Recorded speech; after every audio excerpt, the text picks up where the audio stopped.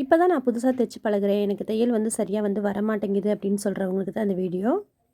அதுக்கு இந்த மாதிரி அட்டையை இந்த மாதிரி டபுளாக வந்து ஃபோல்டு பண்ணுங்கள். கரெக்டாக வந்து நம்ம நீடில் வந்து கரெக்டாக நம்ம ஃபோல்டு பண்ண இடத்துக்கிட்ட கரெக்டாக வர்ற மாதிரி வச்சுட்டு டேப் வச்சு நான் இப்போ வீடியோவில் காட்டுற மாதிரி ஒட்டிடுங்க.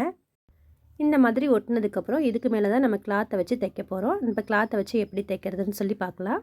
இதுக்கு இந்த மாதிரி கிளாத்தை வந்து எடுத்துகிட்டு கிளாத்தை நான் எப்படி வைக்கிறேன்னு பாருங்கள். இந்த மாதிரி அந்த அட்டைக்கிட்டால வச்சுட்டு இந்த மாதிரி ஒரு மடக்கு மடக்கி இன்னொரு மடக்கு மடக்குங்க. ஏன்னா நம்ம கிளாத்தை இப்படி தானே மடித்து நம்ம தைப்போம். அதே மாதிரி உங்களுக்கு சாரீலாம் கோட் அடித்தோம்னா இந்த மாதிரி தான் வந்து நம்மளுக்கு கோட் அடிக்க வேண்டியது வரும். அந்த கிளாத்தை வந்து நம்மளுக்கு அந்த நீடில் பக்கத்தில் கொண்டு போய் வச்சுக்கோங்க. வச்சுட்டு இப்போ தையலை வந்து நம்ம ஸ்டார்ட் பண்ணலாம். பாருங்கள் எவ்வளோ ஸ்மூத்தாக நம்மளுக்கு அந்த மடித்து கொடுத்த மாதிரி அழகாக போகுது.